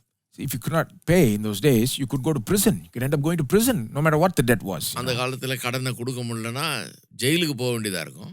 So he graciously cancels the debt of both. ஆகவே அவன் இறக்கப்பட்டு அந்த கடனை மன்னித்து விட்டான். And then Jesus asks this question, now which of them will love him more? இயேசு அவனிடத்துல கேட்கிறாரு, இப்படி இருக்க அவர்களில் எவன் அவனிடத்தில் அதிக அன்பாயிருப்பான் அதை சொல் என்றார். Simon answered, the one, I suppose, for whom he cancelled the larger debt. சீமோன் பிரதியுத்தரமாக, எவனுக்கு அதிகமாய் மன்னித்து விட்டானோ அவனே அதிக அன்பாயிருப்பான் என்று நினைக்கிறேன் என்றார். Jesus said to him, good answer. அதற்கு இயேசு சொல்றாரு, சரியாய் நிதானித்தா என்று சொல்லி, then he turns to the woman and he says to this Pharisee Simon, he says, you see this woman, I entered your house, you gave me no water for my feet, but she has wet my feet with her tears, wiped them with her hair. You gave me no kiss, but from the time I came in, she has not ceased to kiss my feet. You did not anoint my head with oil, but she has anointed my feet with ointment. Therefore I tell you, her sins, which are many, are forgiven, for she loved much. But he who is forgiven little loves little. என்ன சொல்றாரு? ஸ்திரீயினிடமாய் திரும்பி சீமோனை நோக்கி, இந்த ஸ்திரீயை பார்க்கிறாயே, நான் உன் வீட்டில் பிரவேசித்தேன், நீ என் கால்களுக்கு தண்ணீர் தரவில்லை, இவளோ கண்ணீரினால் என் கால்களை நனைத்து தன் தலைமயிரினால் அவளை துடைத்தாள். நீ என்னை முத்தம் செய்யவில்லை, இவளோ நான் உட்பிரவேசித்தது முதல் என் பாதங்களை ஓயாமல் முத்தம் செய்தாள். நீ என் தலையில் எண்ணெய் பூசவில்லை, இவளோ என் பாதங்களில் பரிமள தைலம் பூசினாள். அதெல்லாம் நான் உனக்கு சொல்லுகிறேன், இவள் செய்த அநேக பாவங்கள் மன்னிக்கப்பட்டது, இவள் மிகவும் அன்பு கூர்ந்தாளே, எவனுக்கு கொஞ்சம் மன்னிக்கப்படுகிறதோ அவன் கொஞ்சமாய் அன்பு கூர்வான் என்று சொல்லி அவளை நோக்கி, உன் பாவங்கள் உனக்கு மன்னிக்கப்பட்டது என்றார். Those days when an honorable great guest came to your house, you gave them water to wash their feet, and you kind of washed their feet, and you made sure they were anointed with oil, and they were refreshed and so on before they sat at the banquet. அந்த காலத்துல ஒரு விருந்தாளி, மரியாதைக்குரிய ஒரு மனுஷன் வீட்டுக்கு வரும்போது அவருடைய பாதத்தை கழுவி அதுக்கு தண்ணியை கொடுத்து அதை கழுவி பிறகு அவர்களுக்கு எண்ணெய் பூசி இப்படியெல்லாம் செய்து தான் வரவேற்பார்கள் சாதாரணமாக. Jesus saying, Simon, I came to your house, you called me, you never treated me honorably. இயேசு சொல்றாரு, என்னை அழைச்ச விருந்துக்கு ஆனா என்ன அந்த மாதிரி மரியாதையாக நீ நடத்தவில்லை என்கிறார். You treated me like an ordinary person. என்ன ஒரு சாதாரண ஆள் மாதிரி நீ நடத்தின. Yeah, you were interested in me, that's why you called me, you wanted to hear me out, you had some intellectual curiosity. ஏதோ என்கிட்ட ஏதோ சில விஷயங்கள் கேட்க வேண்டியது இருக்குதுன்னு சொல்லிட்டு, சரி உனக்கு அறிவுபூர்வமாக சில காரியங்களை கேட்டு தெரிஞ்சுக்கலான்னு என்னை கூப்பிட்டேன். But this woman, ஆனால் இந்த பெண்ணும், she has given me all the honor you did not give me from the நீ time. எனக்கு கொடுக்காத கனத்தையும் மரியாதையும் இந்த பெண் எனக்கு தந்திருக்கிறார். She has washed my feet, he says. She has adored me by kissing my feet. She has anointed not my head, my feet itself with such expensive perfume. She has loved me more. Simon, that's what he's saying. அவர் சொல்றாரு, இவளோ கண்ணீரினால் என் கால்களை நனைத்து தன் தலைமயிரினால் துடைத்தாள். நீ என்ன முத்தம் செய்யல, ஆனா இவ நான் வந்தது முதல் என் பாதங்களை ஓயாமல் முத்தம் செய்திருக்கிறா. என் தலையில் எண்ணெய் பூசவில்லை நீ, இவளோ என் பாதங்களில் பரிமள தைலம் பூசினாள் என்று சொல்றார். Can you see the difference in the perspective? What the Pharisee sees as a sinful display, Jesus sees as a display of genuine, pure love and gratitude and adoration, and I would say worship. ரெண்டு பேருடைய கண்ணோட்டத்தில் எவ்வளோ பெரிய வித்தியாசம் பாருங்க. பரிசேயர் அதை பாவ செயல்னு பார்க்குறான். ஒரு பாவியான ஸ்திரீ இவருடைய பாதத்தை தொடலாமா, முத்தம் பண்ணலாமா, துடைக்கலாமா அப்படின்னு பார்க்குறான். ஆனால் இவர் அதை ஒரு அன்பின் செயலாக பார்க்கிறார், மரியாதையின் செயலாக பார்க்கிறார். There was no sin in it. அதில் பாவமே இல்லை. It may have appeared like that. பாவம் போல தெரிஞ்சிருக்கலாம். That's how probably some people understood it that day. I don't know. அன்றைக்கு நிறைய பேர் அப்படிதான் அதை புரிஞ்சுக்கிட்டாங்க, பாவம்ன்றது தான் புரிஞ்சுக்கிட்டாங்க. But there was no sin in it. ஆனால் அதிலே பாவம் எதுவுமே இல்லை. To the impure, all things are impure. They look impure. மனதிலே அசுத்தமான எண்ணங்களை கொண்டவர்களுக்கு எல்லாமே அசுத்தமாக தான் தெரியும். But to the pure, what is pure looks pure, even though to others it looks impure. ஆனால் சுத்தமானவர்களுக்கு, பரிசுத்தமானவர்களுக்கு எல்லாமே பரிசுத்தமாக தான் தெரியும். See, it was the most spontaneous and extravagant display of gratitude and love. அது ஒரு எதிர்பாராத விதமாக, திட்டம் போடாத விதத்தில், நினைச்சு பார்க்க முடியாத விதத்தில் தானாக நடந்த ஒரு அன்பின் செயல். She is showing her great love for Jesus. இயேசுவை எவ்வளவாக அவள் அன்பு கூறுகிறார் என்பதை காட்டுகிறாள். Why? ஏன்? Why does she love Jesus so much? ஏன் இயேசுவை அன்பு கூறுகிறார்? That's why he told that story. அதனால தான் அந்த கதையை சொல்றாரு. She realizes the depth of her own sin and the heights of God's love and forgiveness and acceptance. அவள் தன்னுடைய பாவம் எவ்வளவு ஆழமானது என்று பார்த்துட்டா. ஆனா பார்த்துட்டு தேவனுடைய அன்பு எவ்வளவு உயரமானது, எவ்வளவு அற்புதமானது, அவர் எப்படி தன்னை ஏற்றுக்கொள்கிறார், தேவன் எப்படி அவளை நேசிக்கிறார்ங்கிறத உணர்ந்துட்டா. She sees Jesus as a person sent directly from God. இயேசு தேவனால் அனுப்பப்பட்டவர் என்பதை காண்கிறாள் அவர். In fact, she probably has a little bit of revelation that he is the Son of God. He is the Messiah and so on. அவர் தேவகுமாரன் மேசியா என்கிற ஒரு அறிவு லேசா அவளுக்கு வந்திருக்கும் போல இருக்கு. That he is more special than this whole world. இந்த முழு உலகத்தை காட்டிலும் ஒரு விசேஷமானவர் என்று அவ எண்ண ஆரம்பிக்கிறார். All this leads her to break that expensive ointment and pour it at his feet and just give him everything. She is worshipping him with everything she's got. இந்த உணர்வு தான் அவளுக்கு அந்த பாட்டில் இருக்கிற அந்த எண்ணெயை ஊத்தி அவருடைய பாதத்தில் பூசுகிறதுக்கு அவளுக்கு உந்தி தள்ளுகிறது. See, I showed you this episode to see how different Jesus is from the Pharisees.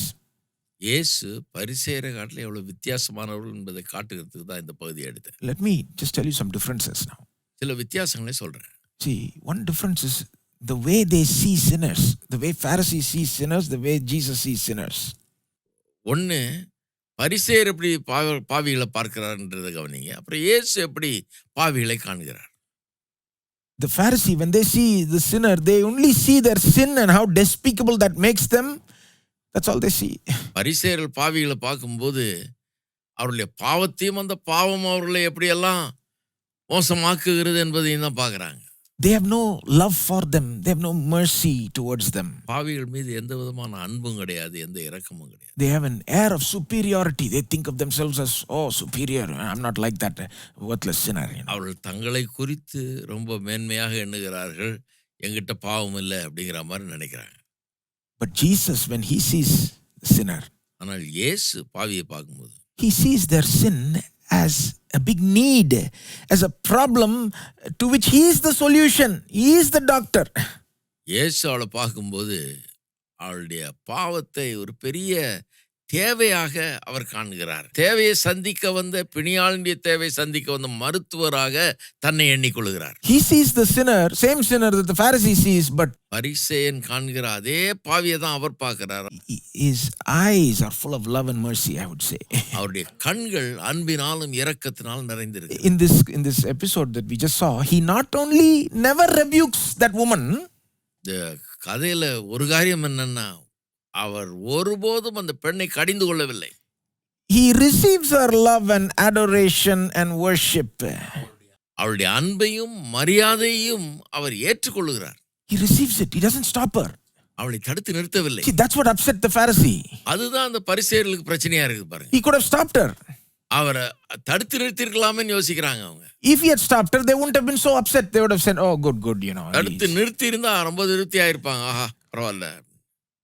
But Jesus would rather upset these Pharisees than offend this woman.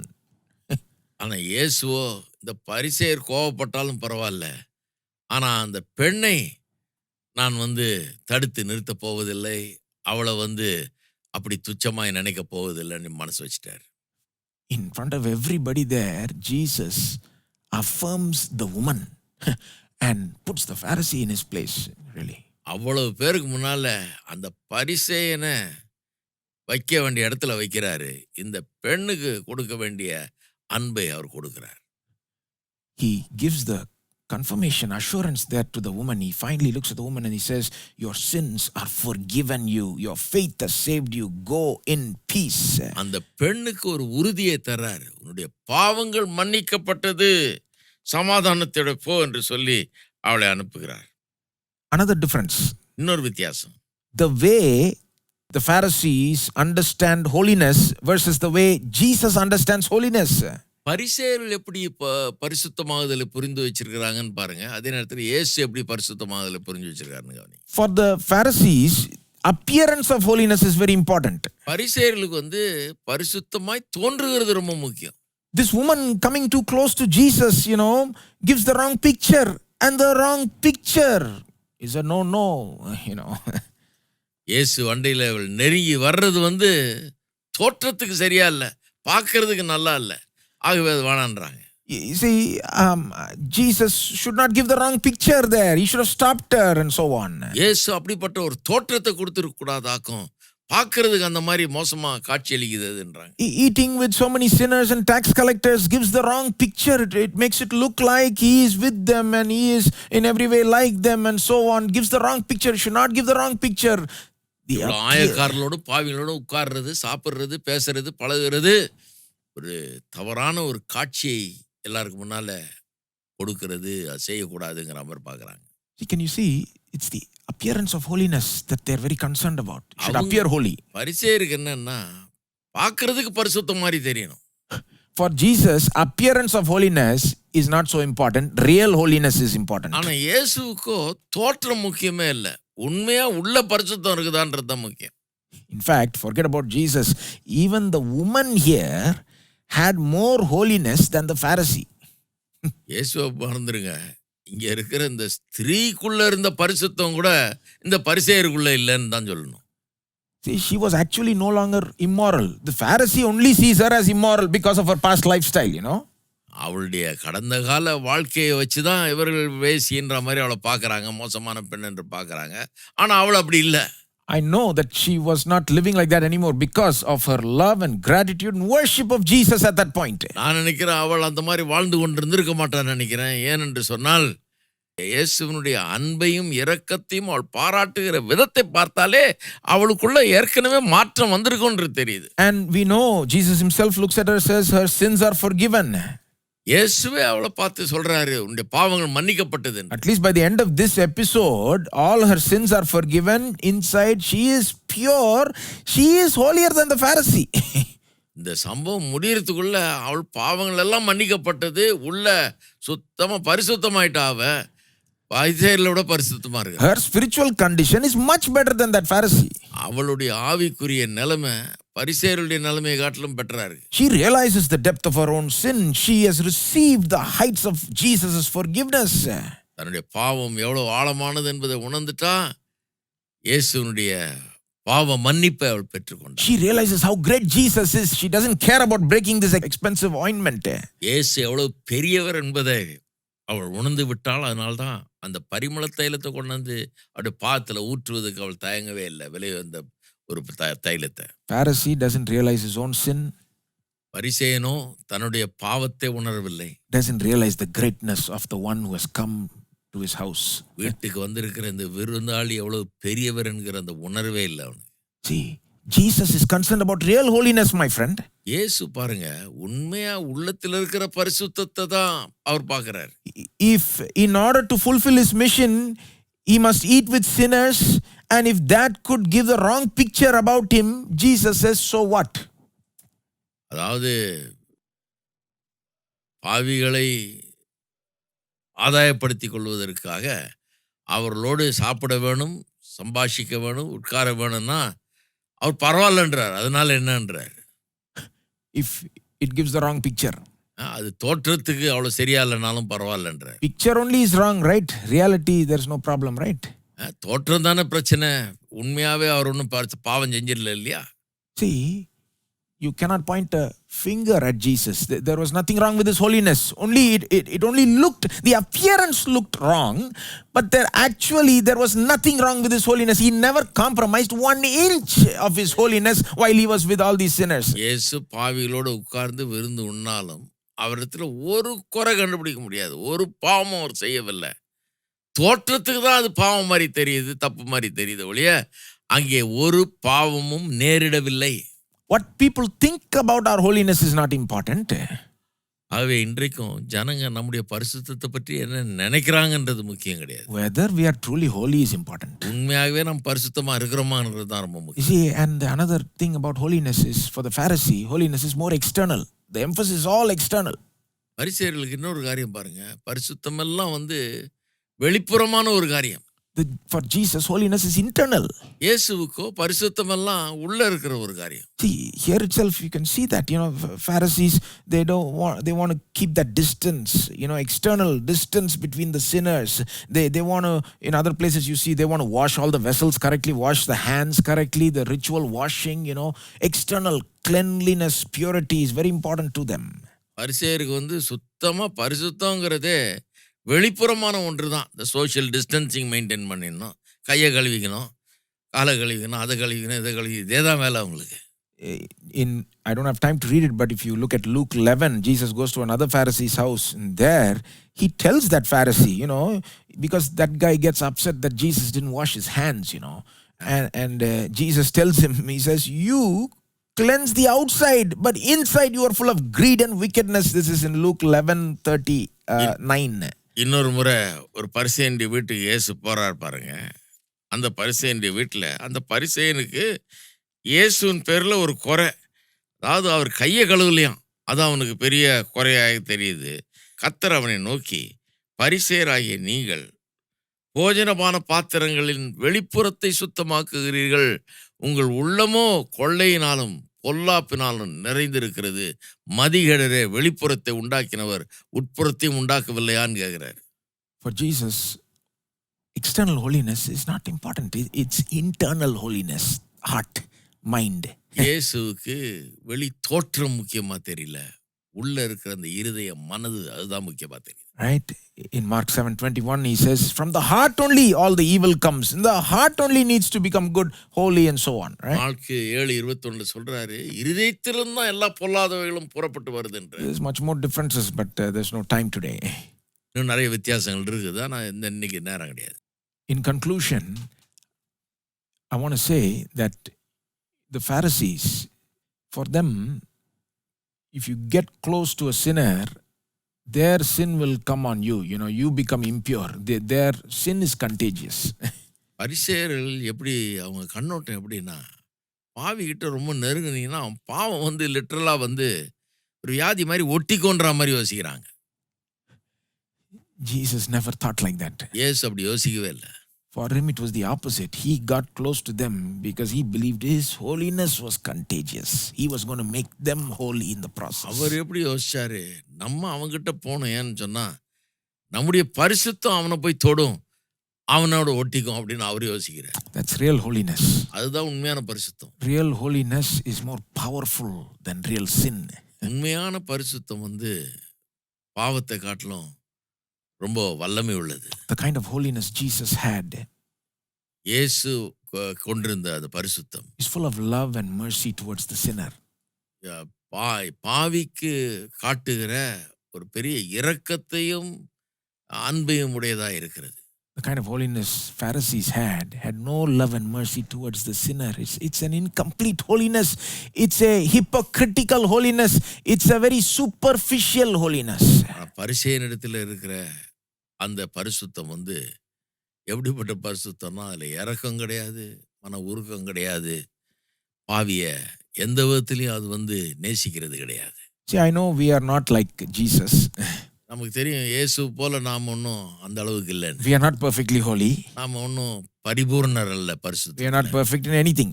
நாம் எதுலேயுமே பூரணர்னு சொல்ல முடியாது. But the thing is, we cannot use holiness as an excuse for not fulfilling our mission. ஆனால் நம்முடைய ஊழிய பணியை நிறைவேற்றுகிறதற்கு ஐயோ பரிசுத்தம் போயிடுமேன்னு அந்த சாக்கு போக்க சொல்ல முடியாது. நம்ம We need to at least aspire to be like Jesus, who refused to compromise on his mission in the name of, preserving holiness or something like that. நாம் அனைவருமே இயேசுவை போல இருக்க முயற்சி செய்ய வேணும். எந்த இயேசுவை போல? அதாவது ஊழிய பணியை நிறைவேற்றுவதற்காக பரிசுத்தத்தை விட்டு கொடுக்காத இயேசு பரிசுத்தத்தையும் ஊழிய பணியும் ஒன்று சேர கலந்து செஞ்சாரு. அவரை பின்பற்ற வேண்டும். I think if we follow him, at least try to be like him in this way, what will end up happening is it will boost our holiness also. அவர் மாதிரி செய்யறதுக்கு நாம முயற்சி எடுத்தோம் என்றால், தீவிரமான முயற்சியில் இறங்கணும்னா நம்முடைய பரிசுத்தமும் கூட வளரும்ன்றதை பார்ப்பீங்க. It will complete your holiness. It will bring out that love and mercy towards sinners. இந்த பரிசுத்தம் வந்து பூரணம் அடையும் பாருங்க. ஏன்னா பாவிகளை நேசிக்கிற அந்த அன்பு இரக்கம் எல்லாம் அங்கே வெளிப்பட வாய்ப்பு உண்டு. If you give a high priority to mission in your life, in fact I would say this, that will give you more motivation to be more holy yourself. ஊழிய பணியை செய்யறதற்கு ரொம்ப முக்கியத்துவம் கொடுத்தீங்கன்னா ரொம்ப பரிசுத்தமா வாழ்றதுக்கும் முக்கியத்துவம் தானா உண்டாயிடுங்க.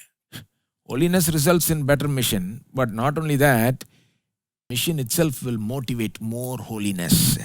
ஒரு பக்கம் பரிசுத்தமா இருப்பது ஊழிய பணியை செய்வதற்கு ரொம்ப வாஞ்சியை தூண்டுகிறது. பரிசுத்தம் அதிகரிக்க ஊழிய பணி அதிகமாக செய்யணும்னு. அதே நேரத்தில் ஊழிய பணி அதிகமாக செய்யும்போது பரிசுத்தத்துக்கு அது பெரிய ஊக்கம் அளிக்கிறது, அதிலே பூரணப்பட வைக்கிறது. May God help us to do both together in a way that pleases him. இரண்டையும் சேர்த்து சரியான விதத்தில் செய்ய தேவன் தாமே நமக்கு உதவி செய்வாராக. Let's pray. நாம் ஜெபிப்போம். Heavenly Father, we come to you in Jesus' name. பரலோக பிதாவே, ஆண்டவராகிய இயேசுவின் நாமத்தில் உம்மிடையில் வருகிறோம். Father, we look at Jesus and we are amazed at the way he pursues his mission, never backing down for any reason. இயேசு எந்த காரணத்தை கொண்டும் ஊழிய பணியிலிருந்து பின்வாங்காமல் அந்த ஊழிய பணியை செய்கிறதை நாங்கள் காண்கிறோம். அதற்காக உமக்கு நன்றி செலுத்துகிறோம். Help us to be more like him, O God. அவரை போல நாங்களும் இருக்க எங்களுக்கு உதவி செய்வீர். Give us that passion to reach the lost, the people who don't know you. தேவனை அறியாதவர்களை நற்செய்தியை அவர்களுக்கு கொண்டு செல்ல எங்களுக்கு ஊக்கத்தையும் வாஞ்சையும் தருவீராக. We pray that there will be a greater revival among the people of God, the Christians, the believers, Lord, that we would not, in the name of preserving holiness, we would never back away from fulfilling our mission. தேவ ஜனங்கள் மத்தியிலே கர்த்தாவே பரிசுத்தத்தை காத்து கொள்ளும்படியாய் ஊழிய பணியை செய்யாதிருக்கிற நிலை ஒருபோதும் இல்லாதபடி கர்த்தாவே எங்களுக்கு உதவி செய்வீராக. Help us to be the church that welcomes sinners, that with arms open wide and shows them the love of Jesus Christ. பாவிகளை வரவேற்கிற ஒரு சபையாக, தேவனுடைய அன்பை அவர்களுக்கு காட்டுகிற ஒரு சபையாக எங்களை வைப்பீராக. Help us not to be afraid of those who criticize and take the pharisaical position. பரிசேயர்களைப் போல குறை சொல்லுகிறவர்களை குறித்து பயப்படாதவர்களாக கர்த்தாவே அதை பற்றி கரிசனை கொள்ளாதவர்களாக எங்களை வைப்பீராக. Help us to glorify your name through this. உம்முடைய நாமத்தை இதன் மூலமாய் மகிமைப்படுத்த எங்களுக்கு உதவி செய்வீராக. We give ourselves into your mighty hands. உம்முடைய வல்லமையுள்ள கரத்திலே எங்களை அர்ப்பணிக்கிறோம். Continue to lead us and guide us and show us the way. தொடர்ந்து எங்களை நடத்தும், எங்களை வழிகாட்டும். கர்த்தாவே, நீர் நடத்துவீராக. Jesus' name we pray. ஆண்டவராய் இயேசுவின் நாமத்தில் நாங்கள் ஜெபிக்கிறோம். Amen. Amen. God bless you. கர்த்தர் உங்களை ஆசீர்வதிப்பாராக.